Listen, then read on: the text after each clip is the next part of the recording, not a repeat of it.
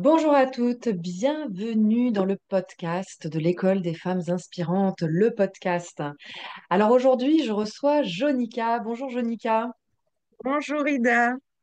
Je suis vraiment ravie de te recevoir, d'autant que ça fait un petit moment que j'ai pas tourné d'enregistrement de podcast. Donc je suis très très heureuse que ce soit toi qui réouvre la dynamique sur ces enregistrements. Alors je rigolais avec toi en off tout à l'heure en te disant, ah bah t'as mis quoi comme fond d'écran, c'est rigolo. Mais en fait, ce n'est pas un fond d'écran, n'est-ce pas Eh Jonica? non, c'est pas un fond d'écran, donc un vrai dinosaure et Un c'est vrai pas un fond d'écran. dinosaure.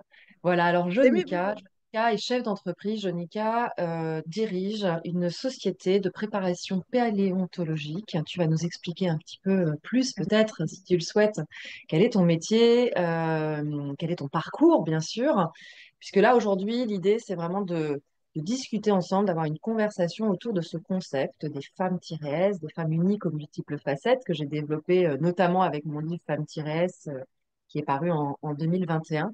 Donc voilà, donc on va cheminer ensemble à travers ces questions et peut-être la première que j'ai envie de te poser, bah, c'est d'abord de te présenter et puis de nous dire qu'est-ce que ça veut dire pour toi finalement ce concept de femme-s, de femme unique aux multiples facettes.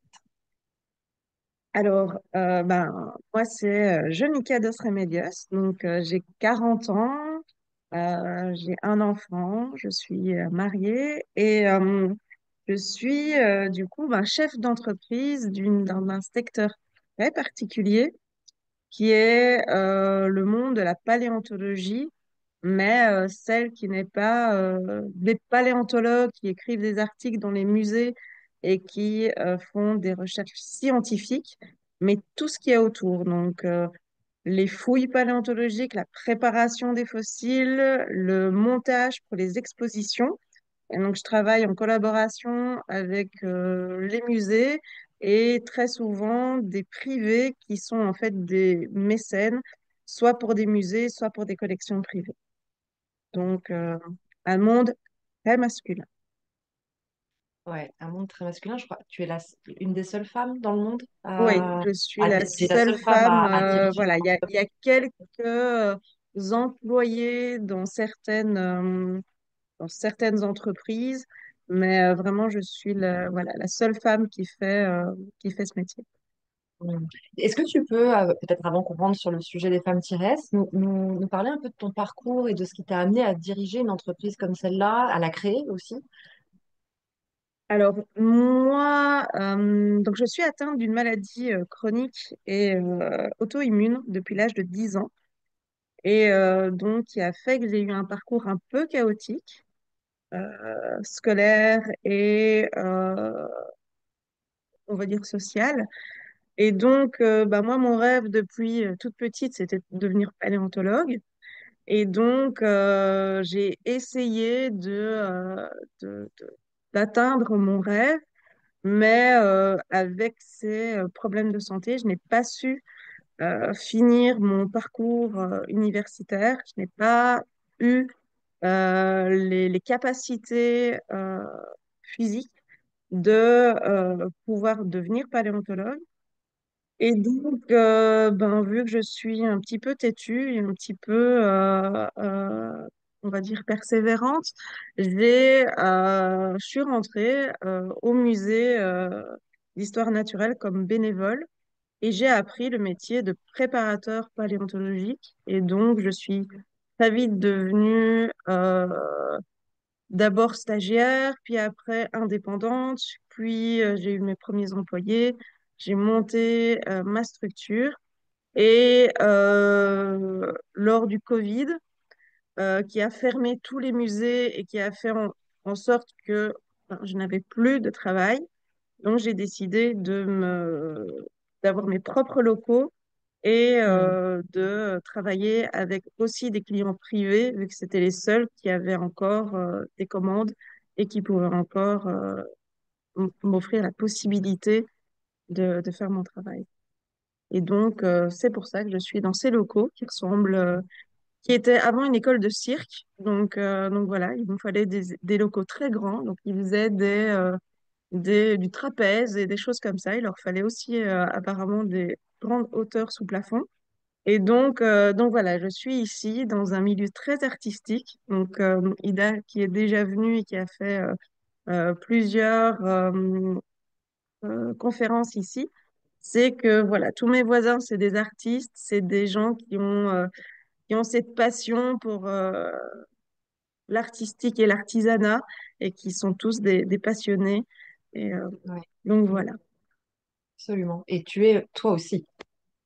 Oui, ah oui, évidemment, Alors, on voit un évidemment. petit derrière toi, mais donc un dessin. Oui, oui, il y Voilà, a des ça c'est toi dessins, aussi. donc il y a des choses, oui, voilà. Donc c'est multiple et c'est ça qui me plaît dans ce travail, c'est que bah, les dinosaures, ils sont tous différents. Il faut toujours se replonger dans les publications, dans les nouvelles, dans le nouveau projet.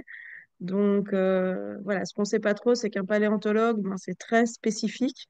Donc ça connaît souvent une famille de dinosaures.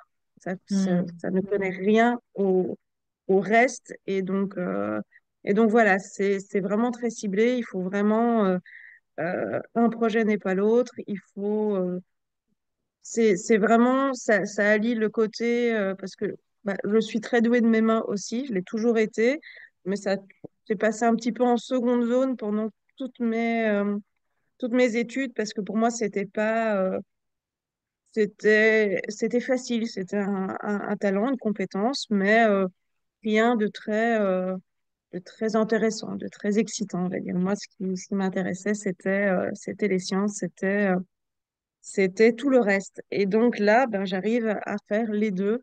Donc, je marie les sciences, les capacités manuelles, artistiques, mes capacités aussi à faire des liens et montrer mes compétences auprès des clients, pouvoir convaincre des directeurs, pouvoir convaincre des mécènes qui sont des hommes d'affaires qui sont immensément riches qui ont réussi dans leur domaine et qui sont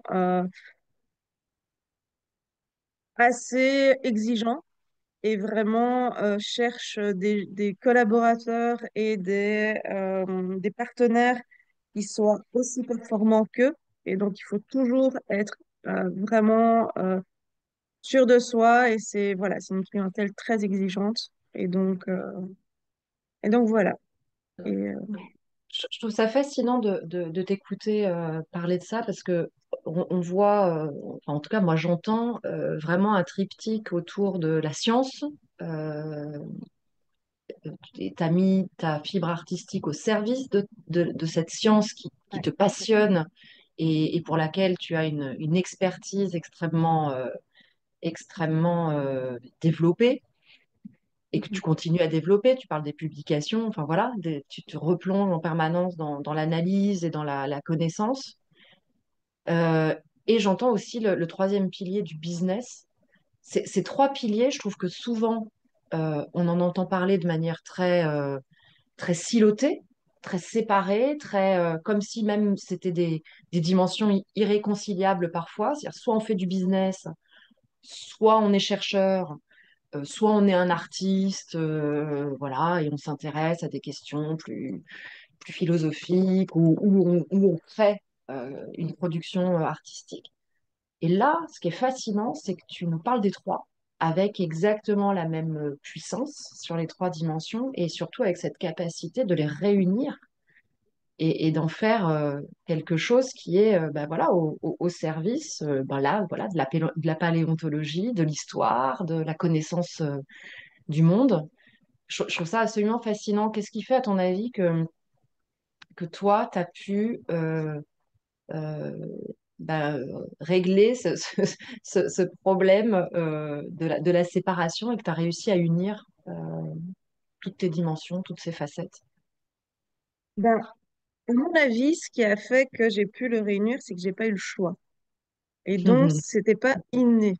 Donc, au départ, j'étais très euh, sectaire, comme je pense tout humain. Et en plus, moi, comme dirait Candide, une belle base, analyseur très structurel et très, voilà. Donc pour moi, les sciences, c'était très important et c'est tout.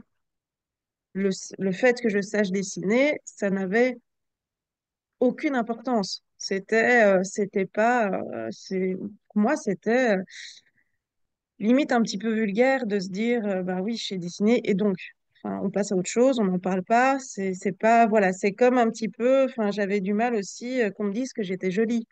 Ben, on s'en fout. Enfin, tu me dis que je suis intelligente, là, on peut en continuer à parler, mais ne me parle pas de mon physique, on va pas continuer à faire quelque chose de...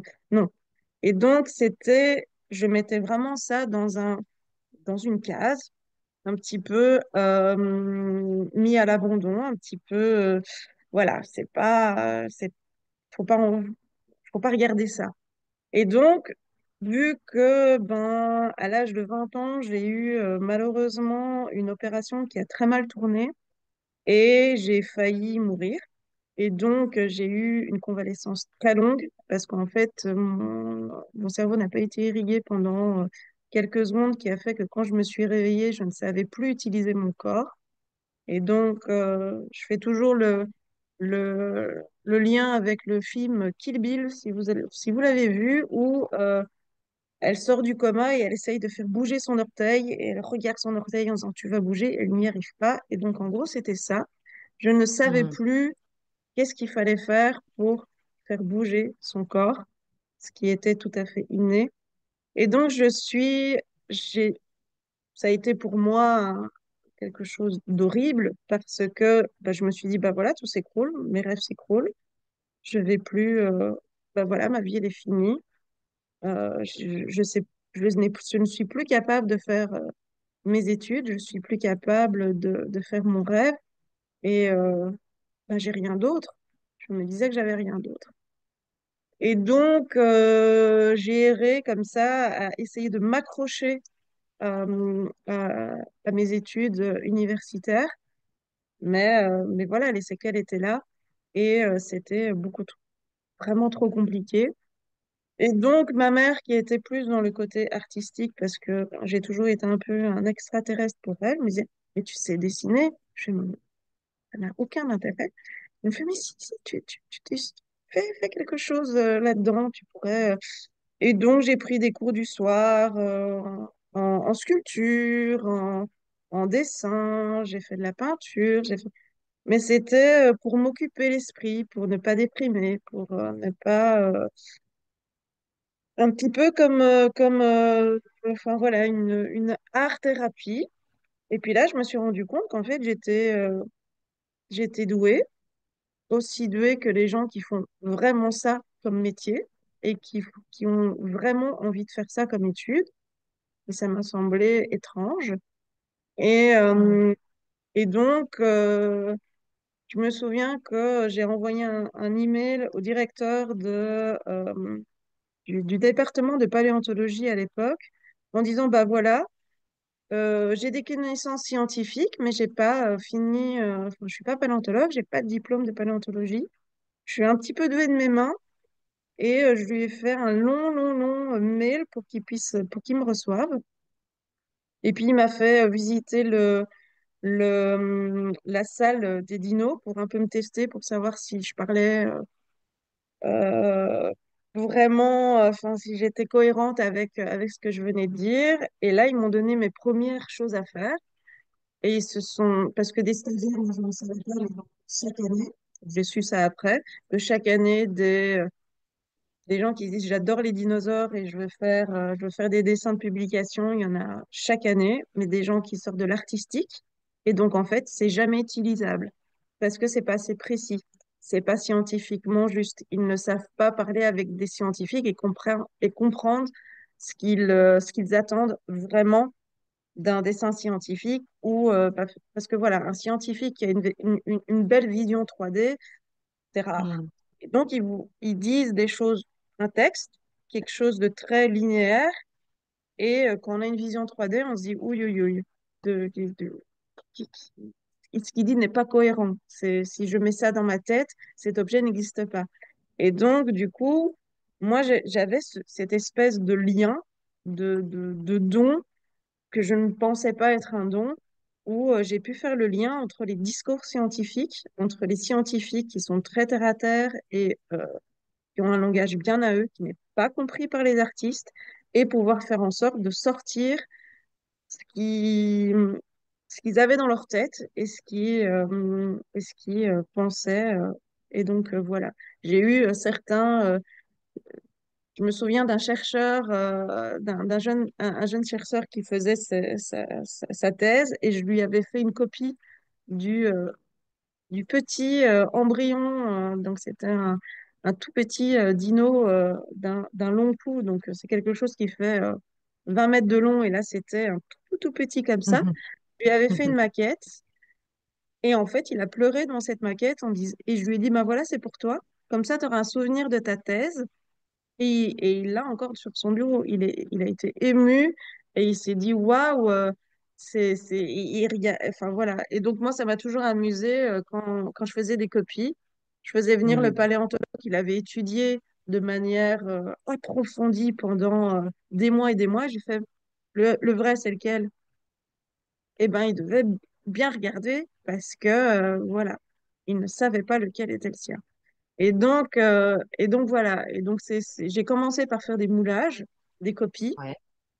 qui étaient scientifiquement plus importantes parce que souvent les vrais fossiles ne peuvent pas sortir des pays où ils sont.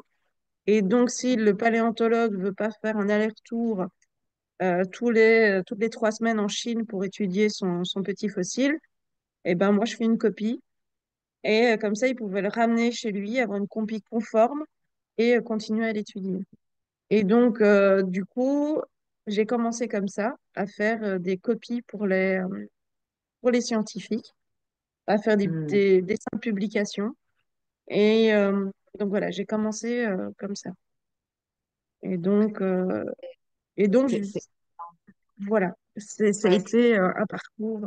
je voudrais te réinterroger sur la partie business juste après, mais simplement déjà, ces deux éléments-là, je trouve qu'il y a plein de choses à dire d'un point de vue connaissance de soi et qu'est-ce qui se joue justement dans l'expression de nos facettes. Tu as dit dès le départ, j'ai pas eu le choix.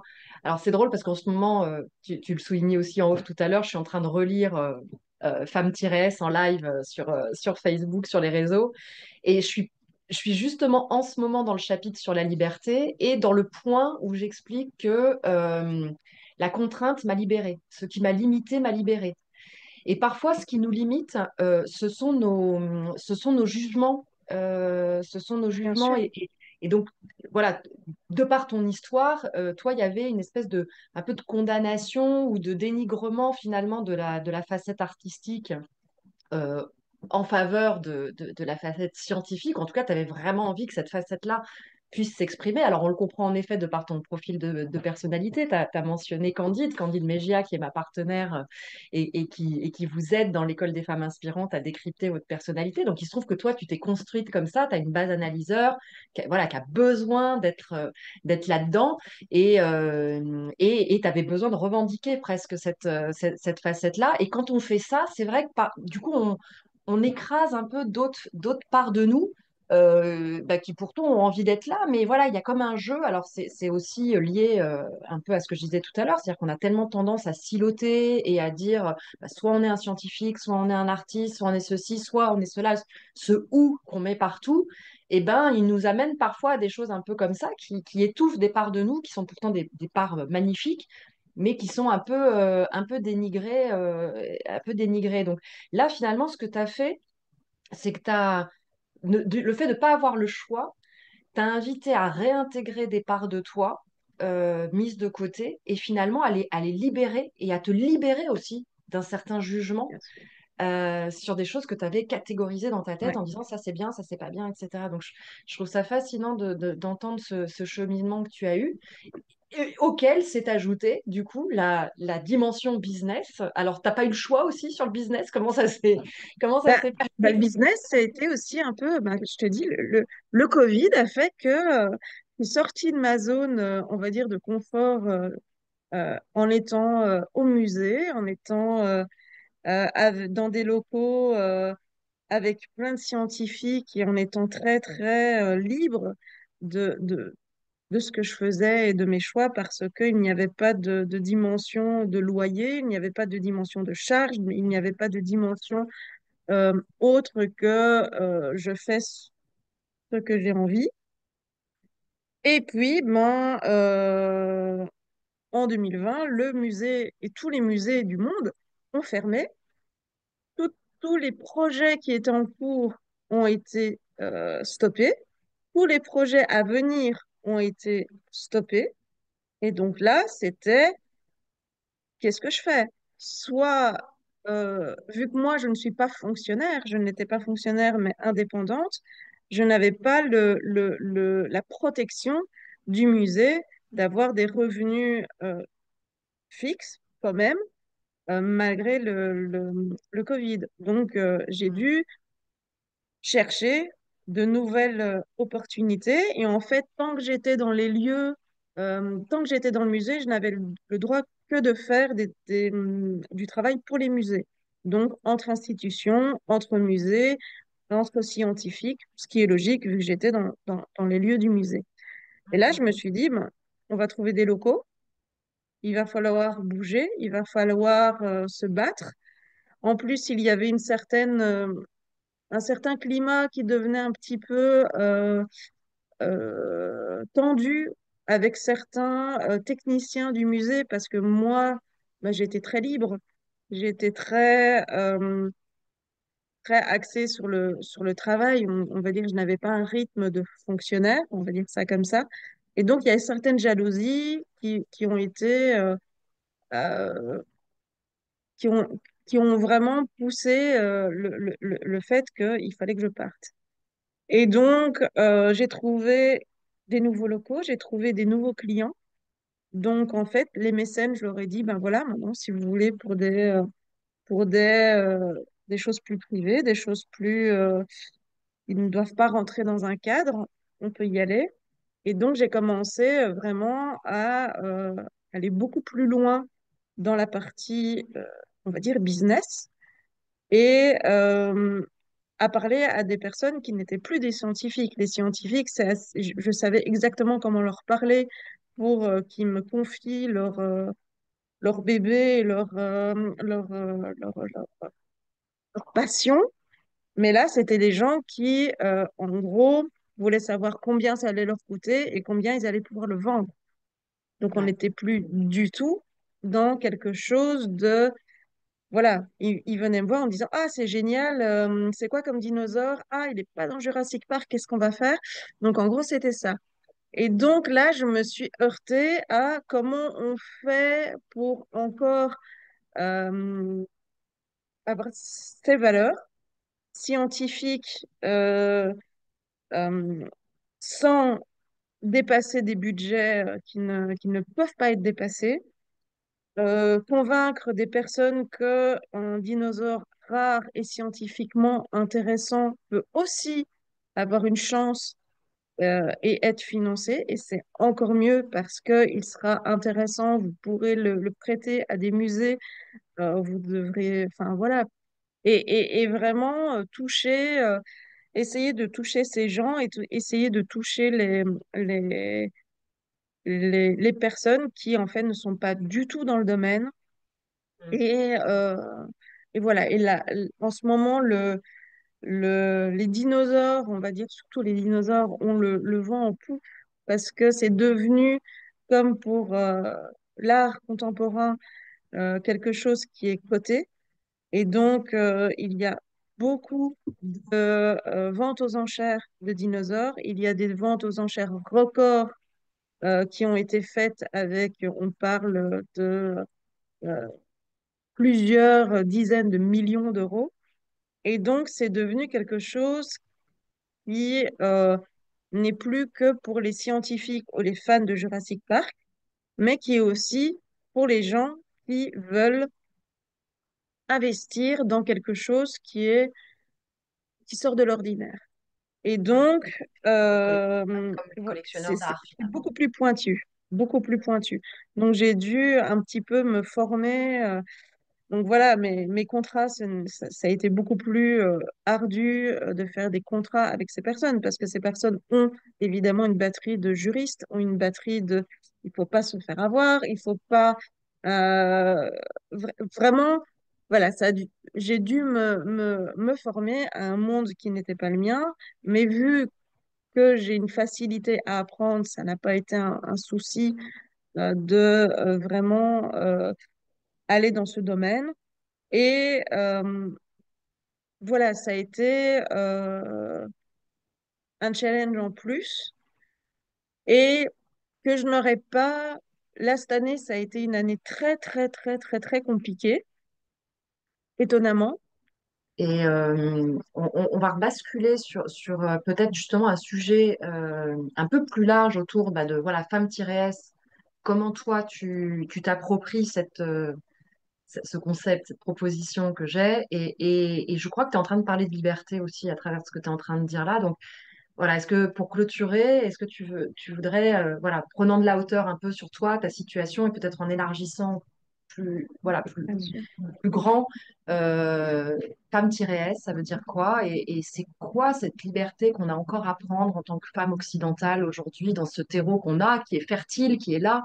Moi, je dis dans ma conférence, si c'est pas nous qui prenons cette fertilité-là de liberté, pensons aux femmes voilà, d'autres continents, d'autres pays, comment pourraient-elles le faire? Donc voilà, quelle est ta réflexion, toi, par rapport à tout ça? Alors, moi, enfin, je me dis qu'on a une chance incroyable d'être dans des pays où on n'a pas de vrais freins. Tous les freins, c'est nous qui nous les mettons. Nous, Ouais. et qu'on se dit que c'est la société, qu'on se dit que c'est le gouvernement, si on attend que nos ministres nous offrent une nounou, ça n'arrivera jamais. Donc, je pense que tous les freins, malheureusement, c'est nous qui nous les mettons par rapport à notre héritage familial de femmes qui ont peut-être dans d'autres générations, elles, pas eu le choix parce qu'elles ne pouvaient pas jouir de leur propre argent, elles n'avaient même pas la capacité de faire quelque chose. Donc, voilà, je pense qu'on a énormément de chance et qu'on n'a pas le droit de, de ne pas la saisir. Et j'étais en train de lire un article il y a pas longtemps sur économique qui comparait la campagne électorale de Trump à un combat de MMA qui disait que malheureusement le, le monde était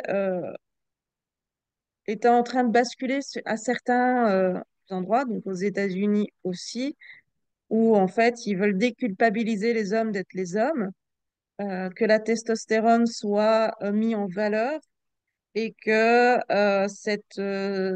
tout doit être pris comme un combat, comme un combat viril, évidemment, et que ils ne doivent plus s'excuser d'être des hommes. Et je trouvais ça vraiment horrible et de se dire que voilà, on n'est pas loin de perdre cette liberté-là et on doit continuer vraiment à se battre. Et la seule manière de se battre, c'est d'arrêter de se mettre des freins et de faire les choses que les hommes font. Les hommes ne se posent pas de questions. Dans mon milieu, aucun homme va se dire, bah, j'ai pas de diplôme, j'ai pas la connaissance qu'il faut, j'ai pas le, bah non, il va le faire. Et parce qu'il le fait, il prend le pouvoir et il montre aux autres hommes que c'est possible. Et je pense que on a presque l'obligation de, de faire et de devenir qui on a envie de devenir pour être des exemples pour les autres femmes et leur dire, vous voyez, vous pouvez vraiment faire ce que vous voulez. Ne laissez jamais la société vous faire croire que les hommes qui font ce qu'ils font ont plus de capacité que vous. Nous, on, on, on attend toujours d'être parfaite avant d'avoir un poste. Les hommes se disent qu'ils vont apprendre sur le tas et qu'ils verront bien comment ça se passe. Et ça marche. Et donc, voilà, je pense que si toutes les femmes occidentales avaient ce regard-là, ce regard masculin, qui est malheureusement encore que masculin, de se dire que tout est possible, qu'on pourrait vraiment faire en sorte d'être tous égaux et de faire. Il faut pas attendre que les hommes nous offrent une place, il faut la prendre. Et voilà. Et dans ce milieu, il y a ceux qui me disent dans le coin d'une conversation, tu as la chance d'être une femme parce que toutes les portes vont pouvoir s'ouvrir pour toi parce que tu es la seule et l'unique. Joue sur ça. Et, et il y a ceux qui fermeront toujours la porte devant moi parce que justement je suis une femme et que pour eux, je ne peux pas comprendre ce milieu et je ne serai jamais comme eux. Mais ces gens-là sont en train de se mordre les doigts parce que je prends maintenant des clients et des contrats qui pensaient être uniquement tournés vers le masculin. Et donc, voilà, c'est vraiment, si on ne se met pas de limites, il n'y en aura pas. Donc, c'est pas les hommes qui nous mettent les limites, c'est nous, malheureusement. Magnifique. Je te propose qu'on clôture sur cette parole-là qui résonne beaucoup pour moi. Merci énormément, Jonica, vraiment. Et tu parlais de féerie tout à l'heure, je confirme, hein, pour avoir en effet été invitée chez toi, avoir fait des conférences, avoir pu être au contact aussi de ces artistes qui sont autour de toi dans ce lieu si particulier où tu es. Oui, il y a de la féerie à être au pied de ce dino et donc de notre histoire et de notre universalité. Donc vraiment, merci, merci pour tout ce que j'ai pu aussi partager avec toi. Voilà, j'espère que vous vous êtes régalés à écouter ce que tu as pu nous partager, énormément de richesses. Voilà, merci, merci, merci infiniment, Jonica. Et à vous toutes, eh bien, continuez à prendre soin de vous et à révéler toutes vos facettes. Je vous dis à très bientôt. Bye bye. Bye.